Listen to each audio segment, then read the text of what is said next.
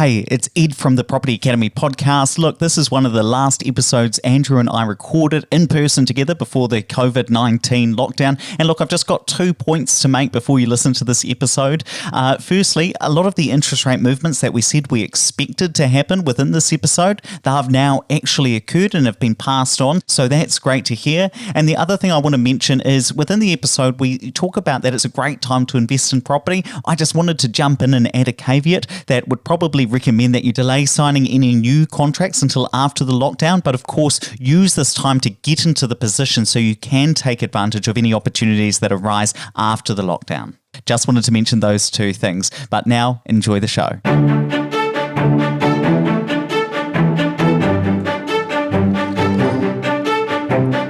Hello and welcome along to the Property Academy podcast. I'm your host, Ed McKnight. And I'm Andrew Nicol. And today on the show, we're going to be talking about how your investment strategy may change based on the Reserve Bank's OCR cut. So at the time of recording, the Reserve Bank has just cut the official cash rate by 0.75%. So that's 75 basis points. And we're expecting that a lot of that is going to be passed on to borrowers. So at the moment, now of course, not all of that's going to be passed on to fixed rate mortgages, but let's say that 50 basis points are, so that's 0.5%. So let's say that interest rates decrease to 3%. Well, how is that going to impact investors in the market? Because of course, the share market, because of coronavirus, has been down about 20% in the US. It's down about 15% at the time of recording in New Zealand. So the share market is really down at the moment.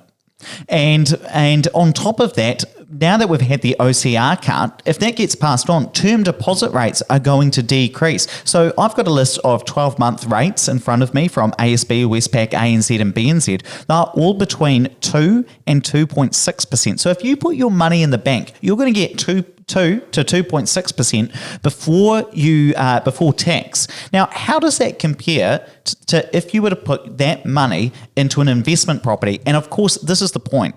Because interest rates are about to be cut quite significantly, or will have been cut by the time we release this episode, it makes property much more attractive, not just as an investment for capital growth, but as an investment for yield if you've got a cash deposit as well. So we're going to walk through this cash flow as well. Andrew, do you want to just quickly walk us through the cash flow? Okay, so I'll take us through the numbers. So we've done a cash investment of 100K, a purchase price of a property of 500K, so fairly typical for any examples we give here. Rent of $500 a week, so gross 5%.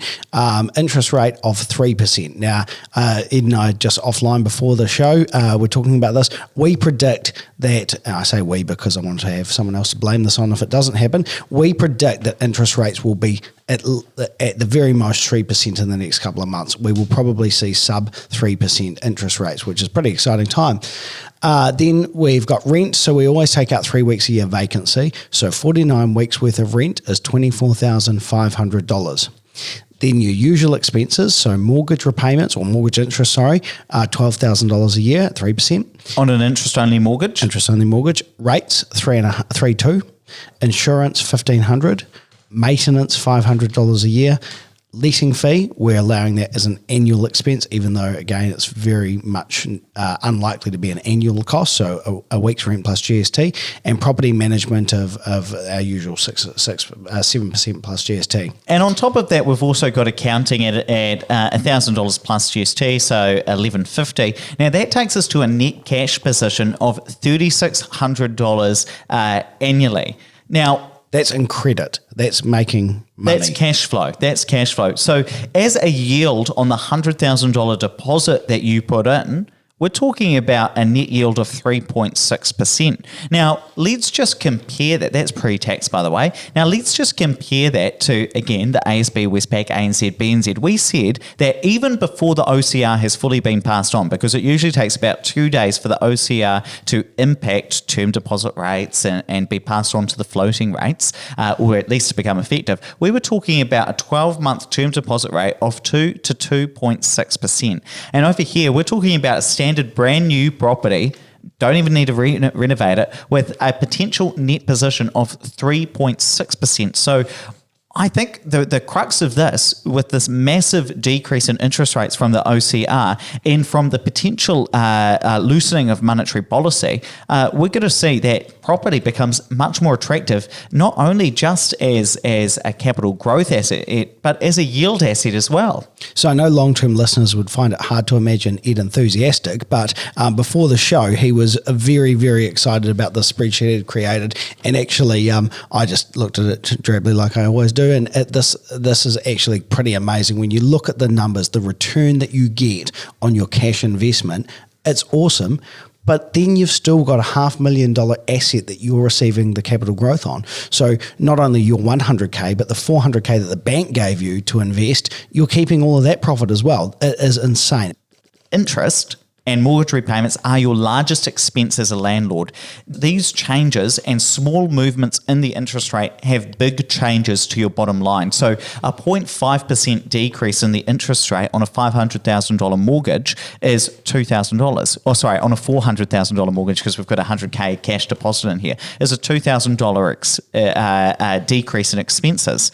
Now that changes, like that small movement of 0.5% in the interest rate changes your net position from $1,600, which is a 1.6% net yield, to 3.6% net yield. Plus you get the capital growth on that. So at 1.6% net yield, you'd say, well, I could still make more money if that's all you were considering. If all you were considering was the cash flow, you'd say, well, I'd still put it in the term deposit at the current rates before the OCR change has been passed on. But as soon as you have and that's ridiculous, a 0.5% change in the interest rate, boom, it changes. Boom, it changes. It changes to a significantly better net yield on your deposit, and you can get a much better deal in the property market. And that's why I believe we're going to see quite significant growth in the property market. We're going to see it as a bit of a safe haven. We're seeing rents increase already from some of the regulation that's being introduced by the Labor government, or the Labor coalition government, I should say. And so now with all of these changes, we're seeing higher rents. We're seeing lower expenses. I just saw that the Deputy Governor of the Reserve Bank as well said that he expects the retail banks to lend more into the market because they want to see more activity going on. They want to see more confidence. They want to see that increasing. And I know that with coronavirus and everything being in the media, it's very scary for people. People get home and they see all this stuff. It is bombarding us. But there's money to be made when people are fearful. And so this is your opportunity to be brave. I saw a quote on Facebook today. Someone asked in a property investors forum that I belong to, how much should I spend on an investment property?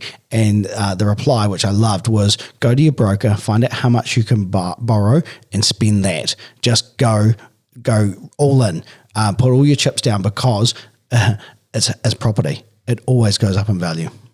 Over the long term, over 10 to 15 years. Thank you, disclaimer. With the usual disclaimers that we give properties long-term investment. But I really do see that this is a fantastic market to be operating in. And I know that we actually may attract a couple of keyboard warriors by saying these things, and we have already, because I always say that once you see a market that's got a lot of confusion in it, once you see a market that's questioning itself and property investors not really sure what's going on, that's the time to get in. That's the right time. And I've said to some people, this is the moment you've been waiting for. This is the time to get in.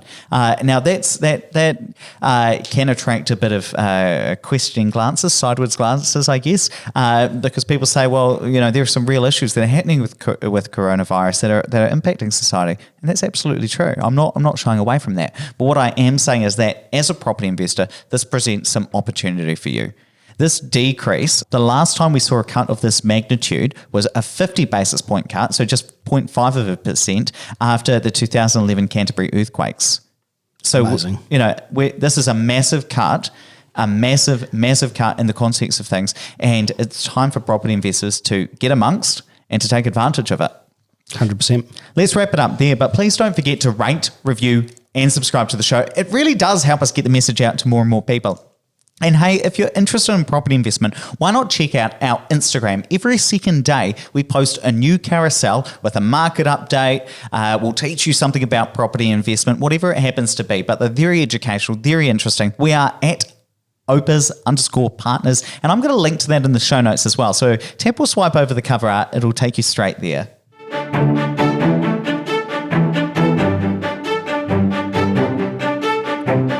Thanks for listening to the Property Academy podcast. I'm your host, Ed McKnight. And I'm Andrew Nicol. And we're going to be back again tomorrow with even more daily strategies, tactics, and insights to help you get the most out of the New Zealand property market. Until next time.